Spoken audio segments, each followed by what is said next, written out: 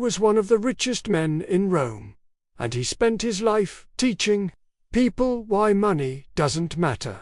Seneca, a philosopher who had everything: wealth, power, status, access to emperors, multiple estates, more money than he could spend.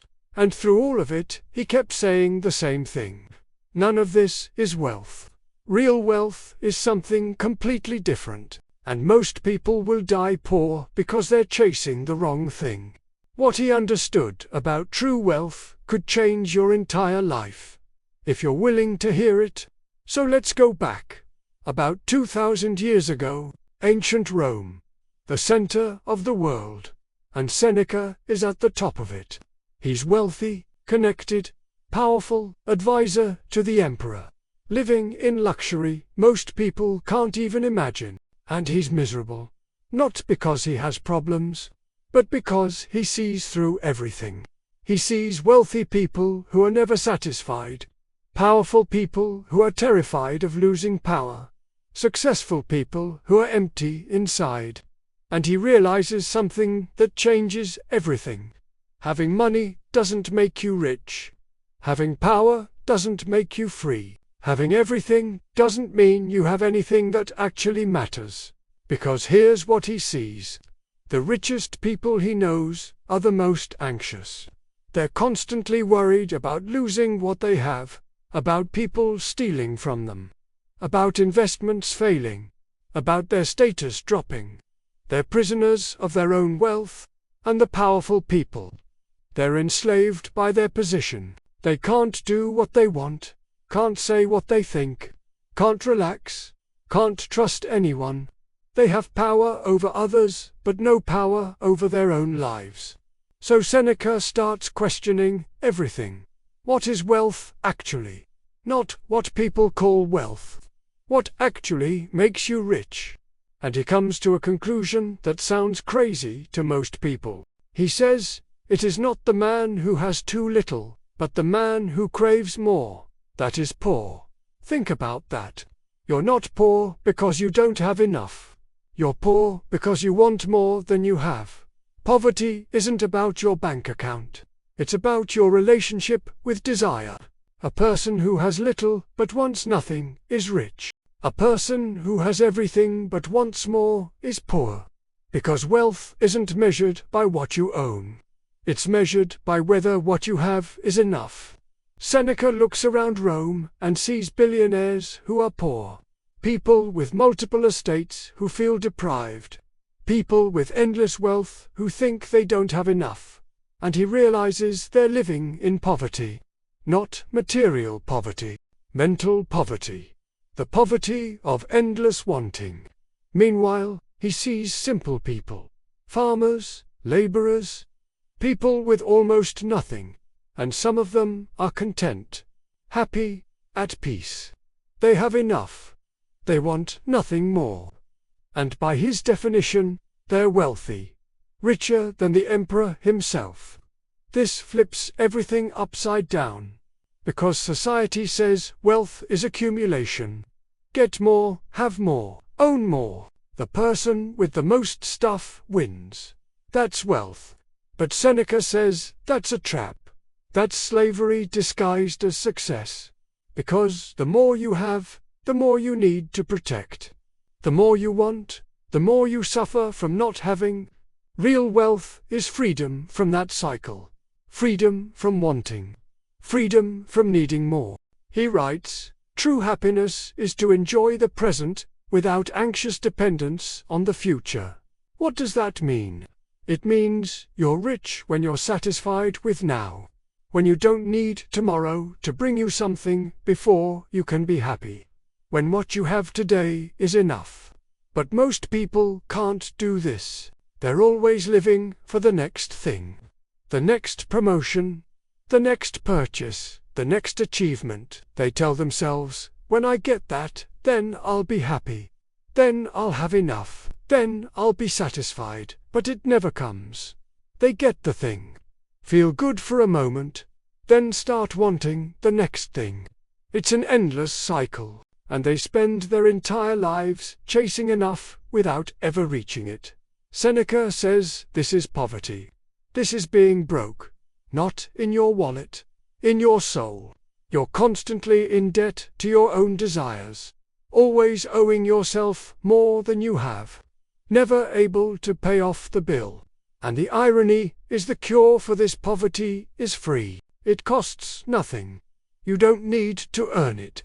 You just need to stop. Stop wanting more. Stop thinking you need the next thing. Stop making your happiness depend on getting something you don't have. Just be satisfied with what you already have. That's wealth. Real wealth. And it's available to anyone at any moment. But almost nobody takes it, because it requires giving up the story that more will make you happy. Seneca knew this personally. He had wealth, real financial wealth, and he kept it. He didn't give everything away and live in poverty, but he didn't depend on it. He didn't think it made him special. He knew that if he lost it all tomorrow, he'd still be fine, still be free, still be himself. That's the key. Not rejecting money, but not needing it. Not avoiding success, but not depending on it. Having things without being owned by them, that's wealth, he said. The man who adapts himself to his slender means is wealthier than he who adapts his needs to his abundant resources. Translation: the person who's happy with little is richer than the person who needs a lot to be happy. Because happiness doesn't come from having more, it comes from needing less. Now, let's bring this to your life, because you're probably chasing wealth the wrong way. You're probably thinking more money will solve your problems, make you happy, give you peace. And Seneca is here to tell you it won't. Not because money is bad, but because the problem isn't lack of money. The problem is lack of contentment. And no amount of money fixes that. In fact, more money often makes it worse, because now you have more to worry about, more to protect, more to manage. More ways to feel like you don't have enough. Think about what you actually need, not want. Need, food, shelter, safety, health, some human connection. That's about it. Everything else is extra. Nice to have, but not necessary. Now, think about what you want. Probably a lot more than that. Better food, bigger shelter, nicer clothes, newer phone, better car, more experiences, more status, more recognition. The list is endless. And here's the trap. You think getting those wants will make you rich, but they won't. They'll just create new wants. You'll adapt. The new thing becomes normal, and you'll start wanting the next upgrade. The cycle never ends. Seneca would say, you're making yourself poor. You're creating artificial needs that keep you feeling deprived, even when you have plenty. And the solution isn't getting more, it's wanting less. But how do you actually do that? How do you stop wanting more when everything around you says more is the goal? Seneca gives practical advice. First, practice poverty. Not real poverty, but imagine it. Spend a day eating simple food, sleeping on the floor, living with almost nothing. Not to punish yourself, but to prove you can handle it, to remove the fear of losing what you have. Because most people are slaves to their stuff. They think they need it, they're terrified of losing it. And that fear controls them. But when you know you can be okay with nothing, stuff loses its power over you. You're free. Second, look at what you have with fresh eyes. Everything you own, you once desperately wanted. Your phone, your home, your job, whatever it is. At some point, you didn't have it and you wanted it badly. And getting it made you happy. For a moment, but then you got used to it. Stopped noticing it.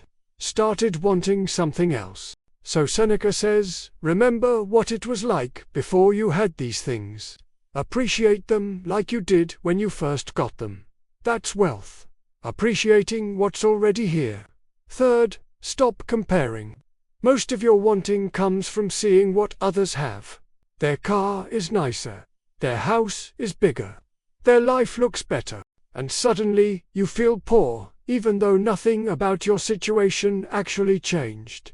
Seneca says, comparison is the death of contentment. You can have plenty and feel deprived just by looking at someone with more. So stop looking. Stop measuring yourself by others. Just look at your own life and ask, is this enough for me? Not for them, for you. Fourth, remember that you can't take it with you. Seneca was clear about this. You're going to die. And when you do, everything you accumulated stays here. Your money, your stuff, your status, all of it gone. So what's the point of building a fortune you can't keep? What is the point of spending your life accumulating things that will outlive you by maybe a few years before someone else takes them? Real wealth is what you carry with you. Your character, your wisdom, your peace of mind, your relationships, the person you became. That's what matters. That's what's actually valuable. Seneca lived this. Even though he was wealthy, he practiced living simply. He knew his wealth could disappear tomorrow. And he was okay with that, because his peace didn't come from his money. It came from not needing his money. And eventually he proved it. The emperor turned on him, ordered him to die. And Seneca faced it calmly. No panic, no clinging, no desperate attempt to save himself. He just accepted it and died with dignity. Because he was truly wealthy, not in possessions, in character, in freedom, in peace, and that wealth nobody could take from him. This is what true wealth is. Not having a lot, needing little, not owning much, being content with what you have, not accumulating more, being free from the need to accumulate. Most people will never be wealthy by this definition.